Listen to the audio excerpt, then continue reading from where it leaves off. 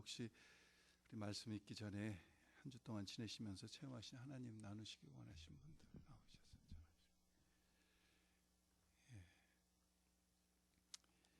우리 없으시면 다 함께 일어나셔서 예레미야서 29장 1절부터 14절까지 말씀 좀 길지만은 같이 우리 천천히 한 목소리로 합독하겠습니다. 예레미야서 29장 1절부터 14절까지 말씀입니다. 같이 우리 합독합니다.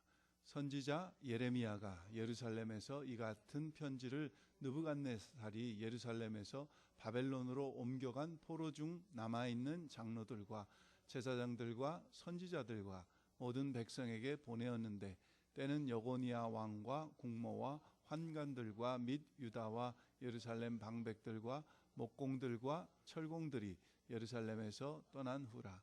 유다 왕 시드기야가 바벨론으로 보내어 바벨론 왕 느부갓네살에게로 가게 한 사반의 아들 엘라사와 hil기야의 아들 그마랴의 손에 위탁하였더라. 일러스되 만군의 여호와 이스라엘의 하나님, 내가 예루살렘에서 바벨론으로 사로잡혀 가게 한 모든 포로에게 이같이 이르노라. 너희는 집을 짓고 거기 거하며 전원을 만들고 그 열매를 먹으라. 아내를 취하여 자녀를 생산하며 너희 아들로 아내를 취하며 너희 딸로 남편을 맞아 그들로 자녀를 생산케 하여 너희로 거기서 번성하고 쇠잔하지 않게 하라. 너희는 내가 사로잡혀 가게 한 그 성읍에 평안하기를 힘쓰고 위하여 하나님께 기도하라. 이는 그 성이 평안함으로 너희도 평안할 것임이니라. 만군의 여호와 이스라엘의 하나님이 이같이 말하노라. 너희 중 선지자들에게와 복술에게 혹하지 말며 너희가 꾼 바 꿈도 신청하지 말라. 내가 그들을 보내지 아니하였어도 그들이 내 이름으로 거짓을 예언함이니라. 여호와의 말이니라. 나 여호와가 이같이 말하노라. 바벨론에서 70년이 차면 내가 너희를 곤고하고 나의 선한 말을 너희에게 실행하여 너희를 이곳으로 돌아오게 하리라. 나 여호와가 말하노라. 너희를 향한 나의 생각은 내가 하나니 재앙이 아니라 곧 평안이요 너희 장래에 소망을 주려 하는 생각이라. 너희는 내게 부르짖으며 와서 내게 기도하면 내가 너희를 들을 것이요 너희가 전심으로 나를 찾으면 나를 만나리라. 나 여호와가 말하노라. 내가 너희에게 만나지겠고 너희를 포로된 중에서 다시 돌아오게 하되 내가 쫓아 보내었던 열방과 모든 곳에서 모아 사로잡혀 떠나게 하던 본 곳으로 돌아오게 하리라. 여호와의 말이니라 하셨느니라. 아멘. 서신 채로 우리 같이 서로 인사하겠습니다. 형제의 모습 속에 같이 찬양 드리며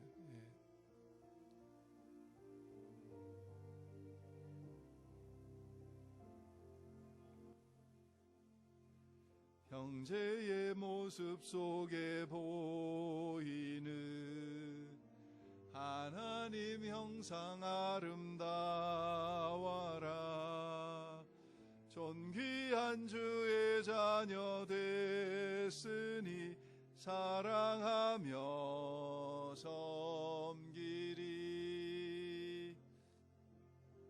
자매의 모습 속에 보이는 하나님 형상 아름다워라.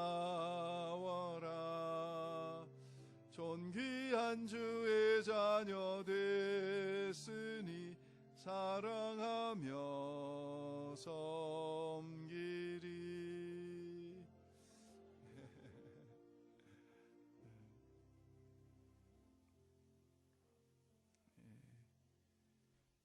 우리 찬양팀 위해서 좀 많이 기도해 주셔야 될 것 같아요. 가만히 보니까 한 명씩 슬슬 빠지더니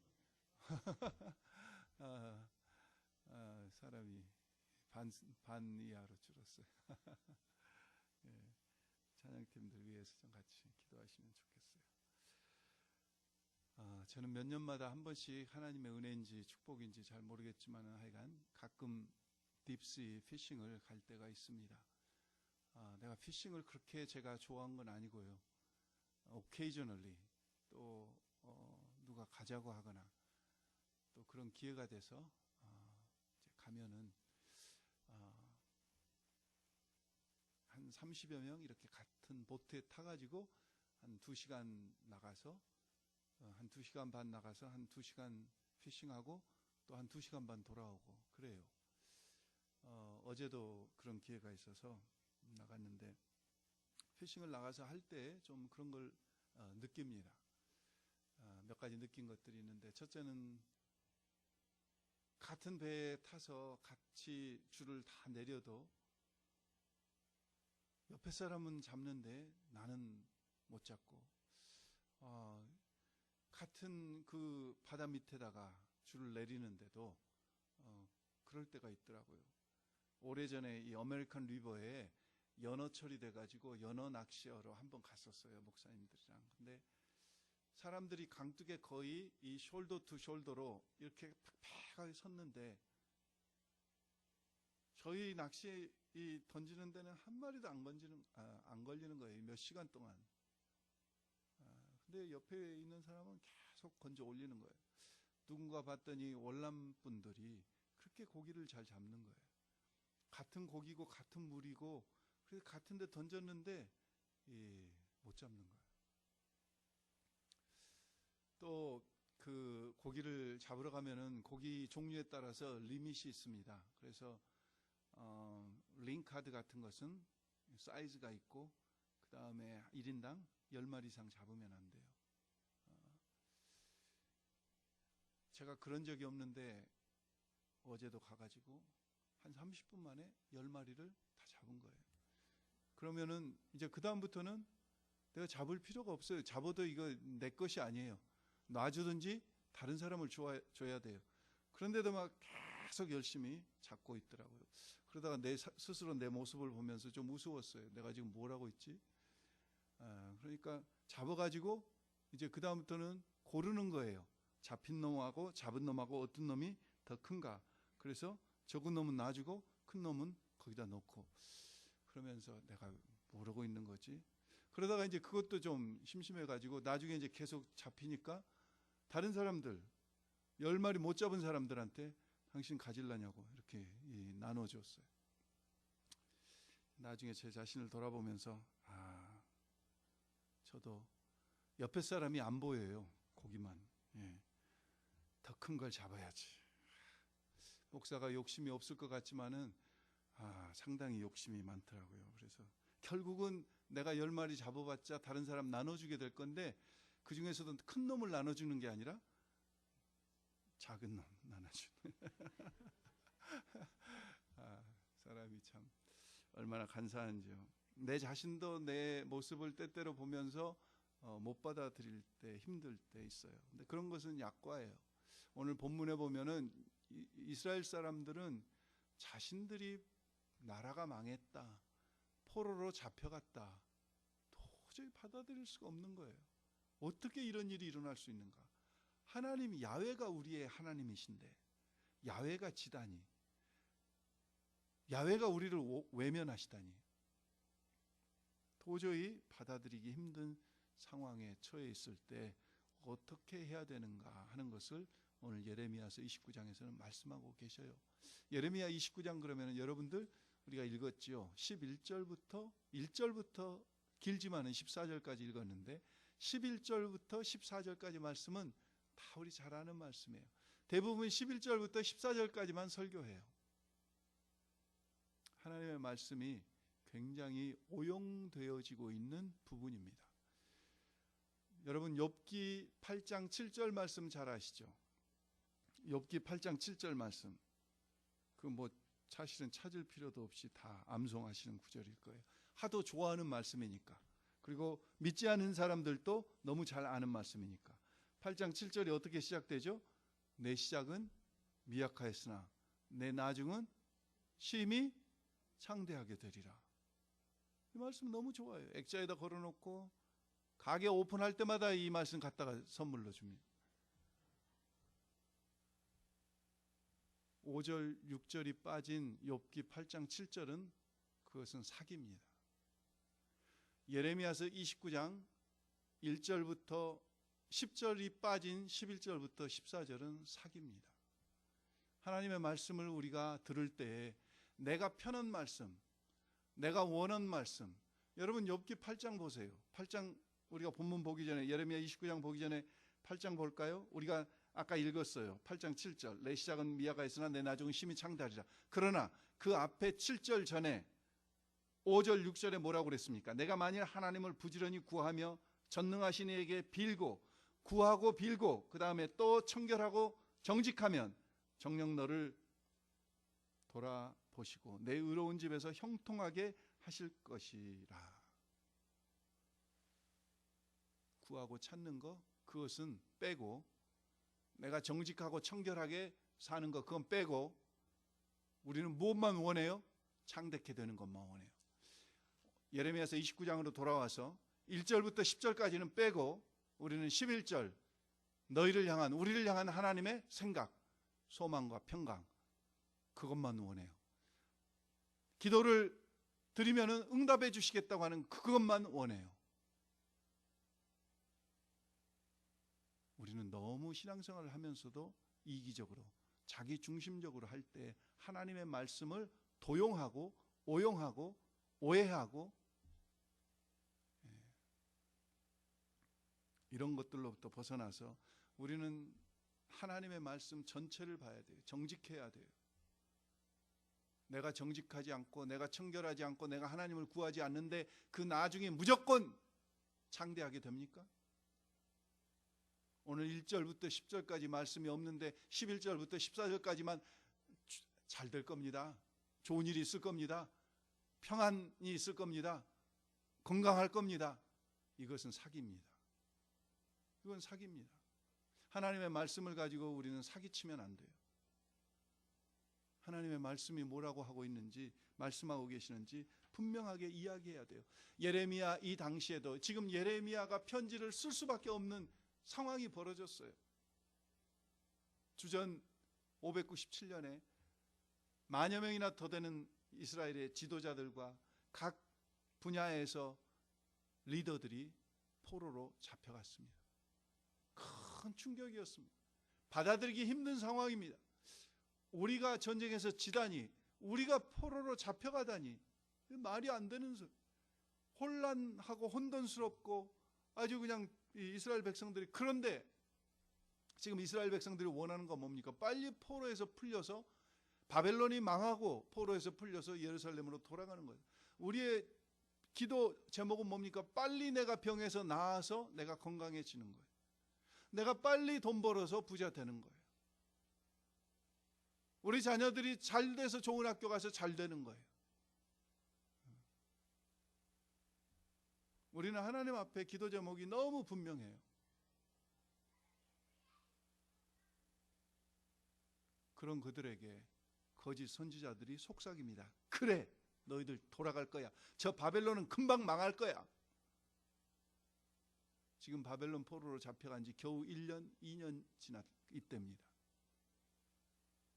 그래서 그들이 다 거짓 선지자들의 이야기에 넘어갔어요. 그래, 우리는 돌아간다. 바벨론은 망한다. 이때 하나님께서 도저히 그들의 그 모습을 그대로 보실 수가 없었어요. 그래서 1절, 29장 1절부터 3절까지 보면은 누가 누구에게 어느 때에 누구를 통하여 이 편지를 보내고 있는지 나와 있어요. 하나님께서 예레미야 선지자를, 예레미야는 그 당시 40년 하나님의 사역 중에 한 23년째 되던 때입니다. 아직 예루살렘에 남아 있어요. 포로로 잡혀간 그들을 향해서 3절에 보면은 누구 인편에 이 편지를 보내지요. 엘라사와 힐기야의 아들 그마랴의 손에 위탁하였더라. 그마랴의 손에 이 편지를 보내요. 그러면서 아니다, 바벨론이 망한다고 하는 저 사기꾼들의 이야기에 넘어가면 안 된다. 하나님의 말씀을 말씀하고 있어요. 여러분, 이 상황이 얼마나 절망스러웠는지 예레미야서 다음에 나오는 예레미야서 52장이 끝나고 예레미야서 다음에 예레미야 애가가 나옵니다. 예레미야 애가. 예레미야 애가가 나오는데 그 예레미야 애가 3장에 보면은 4절 이하부터 그 포로로 잡혀간 그들의 처참한 상황들이 나와요. 살과 가죽이 쇠하고 뼈가 꺾였도다. 예레미야 3장 4절에 보면요, 8절에 보면은 아무리 부르짖어도 응답이 없어요. 하나님이 응답하시지 않아요. 8절에 보면 14절에 보면은 백성들이 조롱해요. 17절에 보면은 평강이 없어요. 18절에 보면은 소망도 없어요. 20절에 보면은 낙심이 됐어요. 자, 이런 속에 있는 그들, 정말 받아들이기 힘든 상황에서 혼돈스럽고 처참한 이 상황에서 이방인들에게 학대받아요. 예배를 드릴 수가 없어요. 도대체 하나님의 선택은 어디 있고 자기 백성을 향한 하나님의 섭리는 도대체 어디에 있느냐. 그런데요, 오늘 29장 본문으로 돌아와서 14절까지는 포로로 잡혀간 그들에게 쓴 편지고, 15절부터 23절까지는 남아있는 자들에게, 예루살렘을 중심으로 포로로 잡혀가지 않고 남아있는 자들에게 쓴 편지예요. 그런데 남아있는 자들의 상황은 결코 밝지 않아요. 19절 보십시오. 오늘 예레미야 29장 19절에 보면은 남아있는 자들은 어떻게 된다고 그랬어요? 칼과 기근과 연병과 저주와 놀림거리가 된다고 그랬어요. 포로로 잡혀간 자들보다 결단코 더 낫지 못해요. 그런데도 그 포로로 잡혀가 있는 그들은 너무 혼란스러운 거예요. 시편 137편에 보면 이때의 상황을 그들은 그발 강가에 가서 슬퍼하며 눈물과 한숨으로 빨리 바벨론이 망하고 우리가 빨리 시온으로 돌아가기만을 고대하고 있었다고 그랬어요.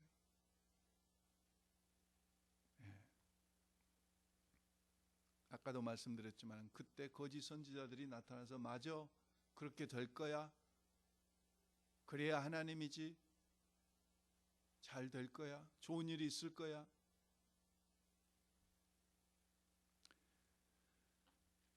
(1970년대에) 한국에서 희곡 작가로 또 배우로 방송인으로 수필가로 이름을 떨치셨던 오혜령 씨라고 하는 분이 계셔요.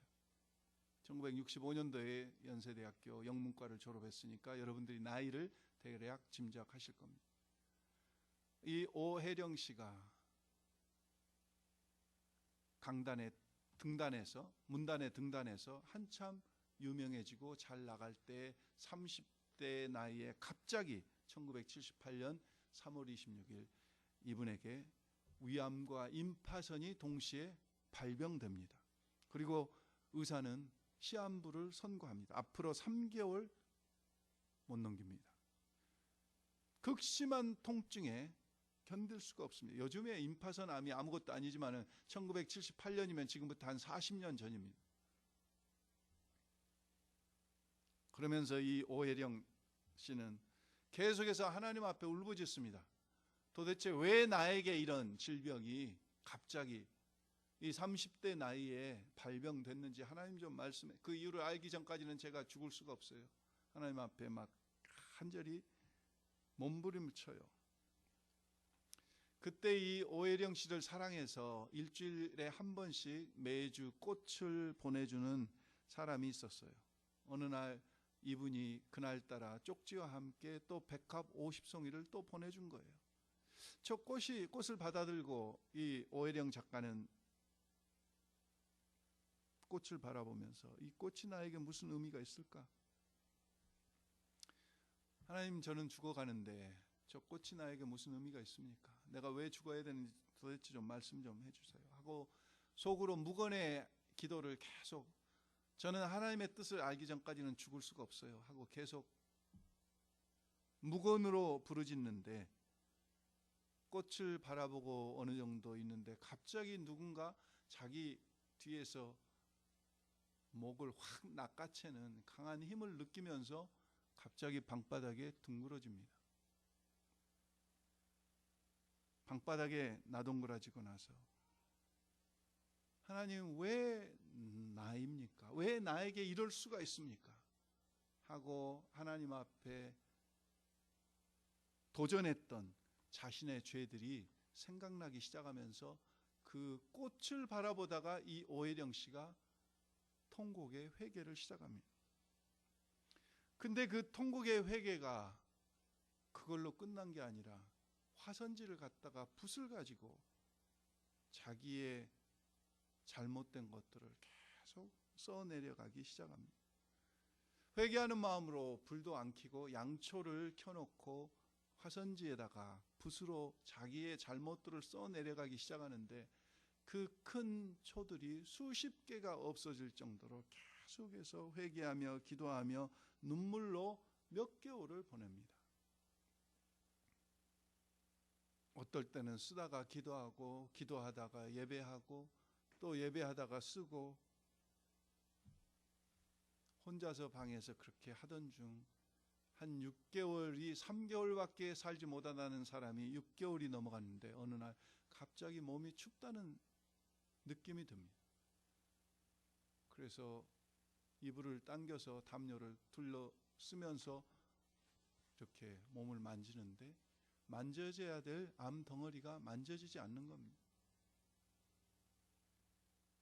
그래서 너무 이상해서 다시 확인하고 봤더니 복수가 위암으로 이렇게 찼던 그 배도 꺼지고 암덩어리로 있었던 그 임파선 암 덩어리도 만져지지 않고 하나님 앞에 회개하며 회개하다가 하나님의 치유의 역사가 임해서 그 오혜령 씨가 그때 깨끗하게 나으면서 지금은 남편과 함께 무위탁 노인들 90여 명 이상들을 섬기고 있는 평화의 집을 통해서 자기의 삶을 하나님 앞에 드리고 있다고 합니다.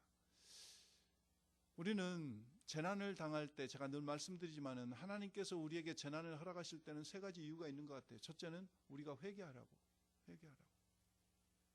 그런 일이 아니면은 회개하지도 않으니까. 성경에 보면은 노아에게 홍수를 경고하셔요. 홍수가 일어나기 전에 그 사람들이 회개하기를 원하셔서 소돔과 고모라를 유황불로 소멸하시면서 하나님께서는 그 소멸당하기 전에 그들이 돌이키고 회개하기를 원하셔요. 다윗과 밧세바 사이에 난 첫 아들이 낳자마자 죽은 것은 하나님께서 다윗과 밧세바가 정말 하나님 앞에 회개하기를 원하셨기 때문에 그런. 두 번째는 우리의 훈련을 위해서 그러셔요. 대표적인 예가 욥 아닙니까? 세 번째는 하나님의 영광을 위해서 우리에게 그런 재난들을 허락하실 때가 있어요. 하나님의 하시는 일을 드러내기 위해서. 이것을 신학적인 용어로는 속량적 재난이라고 그럽니다. 대표적인 것이 요한복음 9장에 나오는 날 때부터 소경된 자예요. 누구의 죄를 인함도 아니고 하나님의 영광을 위해서. 또 다른 사람은 죽었다가 살아난 나사로예요. 하나님의 영광을 위해서. 스데반 집사님의 순교도 하나님의 영광을 위해서. 우리가 생각할 때는 그렇게 믿음이 좋은 집사님 더 오래 사역하시고 초대교회에 필요한 인물로 더 일을 했으면 쓰겠지만은 하나님께서는 그 스데반 집사님을 데려가시면서 하나님의 영광을 드러내시고 사울로 하여금 바울 되게 만드시는 그런 전기로 삼으시잖아요. 오늘 본문에 보면은 정말 혼돈 가운데 있던 이스라엘, 우리가 때때로 내 자신이나 환경이나 여러 가지 재난을 통하여 받아들이기 힘든 그런 상황 속에 처할 때 어떻게 하라고 하나님은 한 네 가지로 말씀하셔요. 처음에 보시면은 5절부터 7절까지 말씀이에요. 우리가 읽은 예레미야서 29장 5절부터 7절까지 너희는 집을 짓고 거기 거하며. 아니 지금 우리는 돌아가야 되는데, 아니 우리는 이렇게 학대받고 이런 슬픔 속에서 도저히 살 수가 없는데, 아니 여기다가 집을 지으시라니 무슨 이야기. 전원을 만들고 열매를 먹고 농사를 짓고 그리고 자녀들을 시집장가 보내고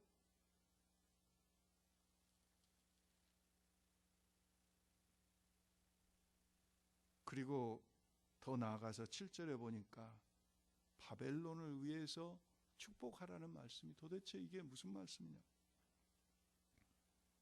하나님께서는 그 현실을 받아들이라는 말씀입니다. 현실을 받아들인다. 지금 아까도 말씀드렸지만 이스라엘 포로로 잡혀간 이스라엘 백성들의 생각은 뭡니까? 풀려나는 거, 돌아가는 거. 하나님의 생각은 이사야서 55장 7절 8절 말씀에 보면은 내 생각은 너희 생각과 다르며 하나님의 생각은 우리 생각과 조금 다르셔요. 그들이 그 땅에 있음으로 평안을 빌므로 그들이 그 땅에서 잘 정착해서 살면서 하나님을 찬양하고 예배함으로 그 땅이 회복되고 그 영혼들이 하나님 앞에 돌아오기를 원하시는 하나님의 뜻이 계셔요. 근데 이스라엘 백성들은 그냥 놓이기만을 원해요. 이스라엘 백성들은 바벨론 사람들 관심이 없어요.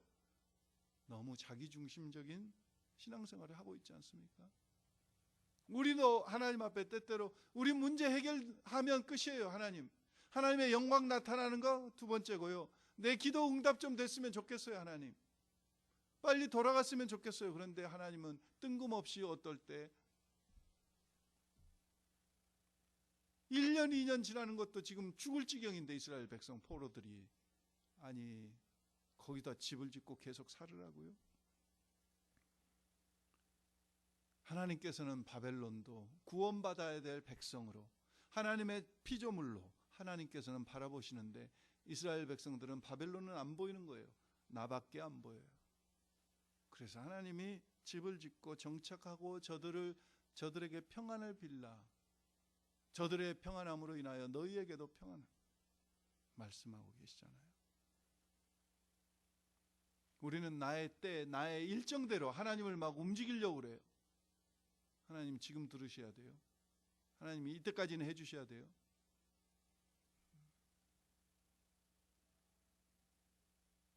팔 절 9절에 보면은 만군의 여호와 이스라엘의 하나님이 이같이 말하노라. 너희 중 선지자들에게와 복술에게 혹하지 말며 너희가 꿈바 꿈도 신청하지 말라. 내가 그들을 보내지 아니하였어도 그들이 내 이름으로 거짓을 예언함이니라. false prophet들을 향해서 말씀. 여러분 우리가 어려움을 당하면 어떻습니까? 우리는 지푸라기라도 잡으려고 그래요. 지푸라기라도 잡으려고 그래요. 물에 빠진 자가 뭐라도 한번 잡아보겠다고. 그래서 내 마음에 맞는 이야기 하는 사람은 다 괜찮은 사람이에요. 내가 바라는 것대로 이야기하지 않는 사람은 하나님의 뜻이 아니라고 부정하고 싶어. 근데 마침 그때 거짓 선지자들이 곧 돌아간다. 마저 바벨론은 망할 거다. 그걸 붙든 거예요. 하나님은 그렇게 하지 말라는 거예요. 미혹되지 말라는 거예요. 지푸라기라도 잡지 말라는 거예요. 아니 지푸라기 아니라 뭐라도 하나님이 주신 건지 하나님이 보내신 건지 분별하라는 거예요. 분별하라는 거예요. 아무리 받아들이기 힘든 현실 속에서 곧 죽을지라도 사탄이 가져다 주는 건지 하나님이 보내신 건지 바로 분별하라는 말씀이에요. 잠언 3장 3절에는 뭐라고 기록하고 있습니까? 인자와 진리로 내게서 떠나지 말게 하고 그것을 내 목에 매어 내 마음판에 새기라. 인자와 진리는 뭡니까? 하나님의 말씀이에요. 하나님의 말씀. 인자와 진리로 내 마음을 떠나지. 하나님의 말씀으로 말씀을 붙들고 그 말씀 속에서 바로 분별할, 그것을 목에 새기고 그것을 내 마음판에 새겨서 그것을 떠나지 말게 하라. 안 그러면은 우는 사자와 같이 삼킬 자를 찾는 사탄의 괴계 속에 우리가 미혹돼요. 넘어가요. 나에게 듣고 싶은 이야기 해주는 사람에게 넘어가요. 무당 점쟁이들이 내가 듣고 싶어하는 이야기를 알잖아요. 그 이야기를 해주고 복채를 뜯어가는 거예요. 내가 듣고 싶어하는 이야기를. 하나님은 정말 하나님의 뜻 우리에게 필요한 말씀을 하시지. 세 번째는 10절 11절 말씀 보십시오. 70년 후에야 회복되리라. 나 여호와가 이같이 말하노라. 바벨론에서 70년이 차면 내가 너희를 권고하고 나의 선한 말을 너희에게 실행하여 너희를 이곳으로 돌아오게 하리라. 아니 하나님, 이 말은 무슨 이야기입니까? 70년이 차면 70년 동안 기다리라. 그 중에서 너희들 돌아가지도 못하고 죽을 사람들이 있을 거라 그 이야기죠. 너 죽을 거야. 너희들 죽을 거야. 여기서 포로 생활하다 일생을 마칠 거야. 얼마나 비참하고 처참한 이야기입니까? 얼마나 극단적인 이야기입니까? 아니, 하나님, 우리 돌아가야 되는데요. 뼈라도 고국에 가서 묻혀야 되는데요. 아니야, 너희 중에 죽을 사람이 이 자리에 있어. 70년이 차야 돼. 얼마나 잔인한 말씀 같아요, 어떻게 보면. 그런데 하나님께서는 고난이 때때로 우리에게 유익함을 아셔요. 그 70년이 차기까지 회개하고 회개하고 회개하며 축복하고 축복하고 축복해서 다시 돌아올 준비가 될 때까지 하나님은 기다리시겠다 그거죠. 이거 준비되어야 된다 그거죠. 그래서 시편 119편 71절에 보면은 고난이 우리에게 얼마나 유익한 건지 말씀하고 있지 않습니까? 자, 그리고 마지막에 우리가 듣기 좋아하는 12절부터 14절까지 말씀입니다. 11절부터 12절부터 14절, 11절부터 14절까지 말씀. 11절부터 14절까지 말씀은 결국 뭡니까? 온 마음으로, 제가 두 가지로 나눌 수 있는데 한마디로 하면은 11절부터 14절까지는 온 마음으로 하나님을 찾으라 그 이야기. 특별히 13절 말씀에 보면은 너희가 전심으로 나를 찾고 찾으면 나를 만나리라. 네. 권길중 박사라고 하는 분이 계셔요. 이분이 어릴 때 이민 와가지고 미국에서 공부하고 조형미술, 그 건축 쪽에 전공을 하셨어요. 얼마나 잘 나갔는지 세계가 그 조형미술계에서 인정하는 100명 중에 한 명으로 꼽힐 정도로 이 권길중 박사가 유명해졌어요. 젊은 나이에 얼마나 잘 나가니까 이게 자고했겠어요. 그런데 그 30대 나이에 갑자기 식도암이 발병됩니다. 사람이 멀쩡하던 사람이 목에다 구멍을 뚫고 호스로 음식을 집어넣는 그런 형편없는 모습으로 변화할 때 자기 자화상이 깨지고 이게 내가 지금 뭐 하는 건가? 호스에다가 음식을 집어넣어야지 겨우 연명하고 의사는 포기하고 말았어요. 가족들에게 장례 준비하라고 그랬어요. 저 사람은 식도암이 너무 깊어서 저렇게 호스로 음식을 끼워 넣지만은 저게 얼마나 갈지 모릅니다. 결국은 일시적인 거고 결국은 죽습니다. 그래서 장례 준비하십시오. 근데 이 권길중 형제의 마음속에 무슨 생각이 자꾸 드냐면은 하나님, 저는 이대로 죽는데 제가 지금까지 산 이 한 30몇 년 동안 내가 하나님 위에서 산 인생이 한 것이 도대체 뭐가 있습니까? 하고 스스로 자문하기 시작했어요. 근데 교회는 설렁설렁 다녔는데 자기가 스스로 돌아보니까 하나님을 위해서 한 것이 아무것도 없는 거예요. 아무것도. 그러자 이 권길중 형제가 부끄러워지기 시작했어요. 내가 이대로 하나님 앞에 갈 수 없지. 이 모습 이대로 정말 너무 내가 잘 나가니까 세상에서 나를 세계 100대 조형미술계 거장으로 알아주니까 내가 똑똑한지 알았는데 이게 형편없는, 자기를 위해서 살았지 하나님을 위해서 산 게 전혀 없는 거. 너무 자기 인생이 불쌍해지기 시작했어요. 그래서 하나님 앞에 다시 간구합니다. 하나님을 위해서 남은 인생을 좀 살 수 있도록 하나님 어떻게 좀 해주시라고. 이대로 죽기는 너무 내 인생이 불쌍하지 않으시냐고 하나님 앞에 회개하면서 기도하는 중에 어느 날 연변 과기대에 김진경 총장님의 그 테이프를 누가 갖다 줘가지고 그것을 듣게 됐어요. 그러면서 가슴이 실제적으로 막 뜨거워지면서 손이 따뜻해지기 시작한 거예요. 그리고 호스를 빼고 직접 자기가 음식을 먹고 싶은 거예요. 그래서 가족들에게 이야기해서 호스를 빼고 나 밥 좀 먹고 싶다. 그러니까 가족들은 어차피 죽을 거니까 죽기 전에 죽을 사람 소원이라도 들어준다고 호스를 빼고 죽을 갖다 줬어요. 죽을 계속 먹었어요. 며칠 먹었어요. 사람이 달라지기 시작해요. 가족들이 이상해서 이 죽어야 될 사람이 계속 이렇게 이상하니까 의사에게 데려갔어요. 의사들이 보고 깜짝 놀라서 이것은 케이스 스터디를 해야 된다. 자기들이 의학적으로는 도저히 이 식도암 걸린 이 식도암 말기의 환자가 이렇게 살아날 수가 없는데 이것은 케이스 스터디로 연구를 해봐야 된다. 건강이 회복돼서 그분은 연변과기대 가서 섬기고 계셔요. 온 마음으로 하나님을 찾고 찾은. 하나님 좀 여기서 여러분 13절 말씀 우리 같이 좀 주의해서 봐야 될 대목이 있습니다. 13절이 어떻게 시작되죠? 너희가 전심으로 나를 찾고 찾으면. 이 말은 같은 말을 찾고 찾는다는 말은 같은 말을 반복하는 단어가 아닙니다. 그래서 우리가 성경을 연구해야 되고 성경을 알아야 되고 찾고 찾으면은 강조형이 아니에요. 처음 찾고는 카바시라고 하는 히브리 말을 썼습니다. 두 번째 찾으면은 다라시라고 하는 히브리 말을 썼습니다. 처음 찾고 하는 카바시라고 하는 말은 무슨 뜻이냐면은 찾아내다, 간청하다, 요구하다, 그리고 특별히 예배와 기도로 찾아내는 것을 말씀합니다. 카다시, 카바시. 찾고 찾는 것에 하나님을 찾는 것에 대한 방법, 예배와 기도로 하나님을 찾으라고 카바시 말씀하시고 그 다음에는 다라시 그랬어요. 다라시라고 하는 찾으면이라고 하는 이 다라시라고 하는 또 찾는다는 동사는 뭐냐면은 내가 자주 찾으라, 힘써 찾으라, 우리의 노력을 말씀하고 계셔요.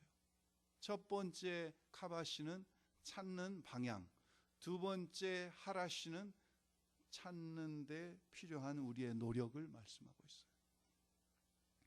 저희 교회가 참 감사한 것 중에 하나는 주일 예배 참석하는 분들이나 수요 예배나 토요 기도에 나오는 분들의 숫자가 그렇게 큰 차이가 없이 모든 분들이 전심으로 찾고 찾은 것에 저는 참 감사해요. 하나님을 정말 예배로 기도로 예배 드리지 않고 기도하지 않고 어떻게 어디 속에서 하나님을 만나시려고 합니까 도대체? 예배와 기도 속에서 하나님을 계속 찾고 찾으면은 그 다음에 13절 후반절에 보면은 나를 만나리라. 그래서 만나리라. 꼭꼭 숨어있는 하나님을 내가 찾았다 보물찾기 하듯이 그게 아니라 하나님이 나타나셔서 우리를 만나 주시겠다고 하는 겁니다. 그분이 나타나셔서 만나지는 것. 우리가 예배하고 기도에 몰두하고 전념할 때 주님께서 우리를 만나 주시겠다고 하는. 그래서 구하고 찾고 두드리라고 하는 말씀은 그겁니다. 카바시하고 하라시를 신약적인 용어로 설명한 것이 마태복음에 보면은 구하고 찾고 두드리라, 구하고 찾고 두드리라. 13절 시작이 어떻게 됩니까? 전심으로, 전심으로, 온 마음으로, 온 마음으로. 다른 말로 하면은 하나님께 몰입하라는 겁니다. 몰두하라는 겁니다. 제가 몇 년 전에 구입해서 읽은 책 중에서 몰입의 즐거움이라는 책이 있습니다. Finding Flow라고 하는 영어 책 제목은 Finding Flow 그랬어요. F-L-A-W. 시카고 대학의 교수가 쓴 책인데 last name이 발음하기가 아주 힘들어서 first name만 말씀드리면은 미하일리예요. M-I-H-A-L-Y 미하일리인데 이분이 쓴 몰입의 즐거움에서 몰입을 이렇게 정의하고 있어요. 어느 사람이 아프리카 정글에 가가지고 헤매다가 사자를 만났을 때, 사자를 딱 만났는데 그때 이 사람이 나 집에 가서 밥 해야 되는데 돈을 어떻게 좀 더 벌까? 이런 생각하지 않는다는 거죠.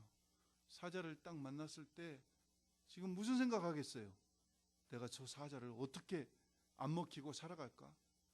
그 생각에 다른 생각이 전혀 나지 않을, 그게 바로 몰입이라고 이 미하일 교수는 이야기했어요. 하나님의 임재 앞에 하나님께만 몰두함으로 다른 생각이 전혀 나지 않는 거예요. 내 문제도 없어져 버렸어요. 세상과 나도 간 곳 없고 구속한 주님만 보이도다. 우리가 찬송가 드리지 않습니까? 하나님 앞에 몰두하니까 13절에 전심으로 예배하며 기도하고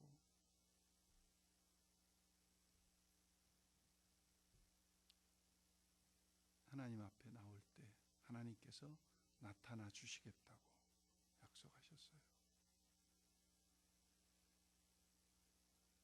11절에 보시면은 나 여호와가 말하노라 너희를 향한 나의 생각은 내가 하나니 재앙이 아니라고 평안이요 너희 장래에 소망을 주려 하는 생각이라. 하나님의 섭리, 하나님의 성품에 대한 신뢰입니다. 두 번째, 회복시키는 하나님. 결국 이 약속은 메시아를 통해서 완성되지만은요, 하나님의 평강과 하나님의 소망이 메시아를 통해서 완성되지만은 하나님에 대한 신뢰입니다. 어떤 환경, 어떤 형편에 있어도 하나님은 우리에게 소망을 주시는 분이야. 하나님은 우리에게 평안을 회복시키시는 분이야. 흔들리지 않는 것. 하늘에 대한 소망, 영생에 대한 소망, 영광의 소망, 의의 소망, 부끄럽지 않은 소망, 복스러운 소망, 좋은 소망들을 하나님이 전부 준비하고 계셔. 빌립보서 4장 19절에도 보면은 나의 하나님이 예수 그리스도 안에서 영광 가운데 그 풍성한 대로 너희 모든 쓸 것을 채우시리라. 아멘. 근데 우리는 이 빌립보서 4장 19절 말씀도 끝부분만 취해요. 그 풍성한 대로 너희 모든 쓸 것을 채우시리라. 그 앞에 무슨 단어가 있습니까? 그리스도 예수 안에서 영광 가운데.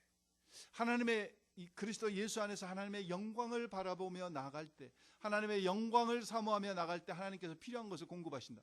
내 마음대로 살고 내 하고 싶은 대로 하고 내 먹고 싶은 대로 하고 내 주관대로 살고. 그런데 하나님께서 그럴 때는 하나님 필요도 없을 거예요. 내가 다 취해서 다 필요한 건 내가 다 원하는 거 다 내 노력으로 내가 쓰는데 뭐 하나님 필요하겠어요. 하나님께서는 자기의 영광을 위해서 살고자 하는 사람들 책임지시겠다고 하는 말씀이 빌립보서 4장 19절 말씀. 그리고 14절 말씀에 다시 한번 13절까지 하신 말씀을 반복하셔요. 그 이야기는 마음판에 이 말씀을 새기라. 그 이야기입니다. 지금까지 5절부터 13절까지 하신 말씀을 너희들 마음판에 새기라 하는 말씀으로 14절에서 다시 정리해서 한번 말씀해 주고 계셔요. 하나님에 대한 우리의 생각, 관념, 개념. 제가 2004년도에 애리조나에서 푸드 포 인터내셔널이라고 하는 국제기아대책본부의 책임자하고 부책임자 되시는 데로운 밀러라고 하는 분하고 같이 한 일주일을 보낸 적이 있어요. 이 데로운 밀러라고 하는 분은 세계관, 월드비에 대해서는 아주 빼어난 분입니다. 이 데로운 밀러 이분이 쓰신 책 중에서 Discipling Nations라고 하는 책이 있어요. Discipling Nations. 그 책들은 젊은 청년들이면은 다 한 번쯤은 읽어봐야 될 그런 책입니다.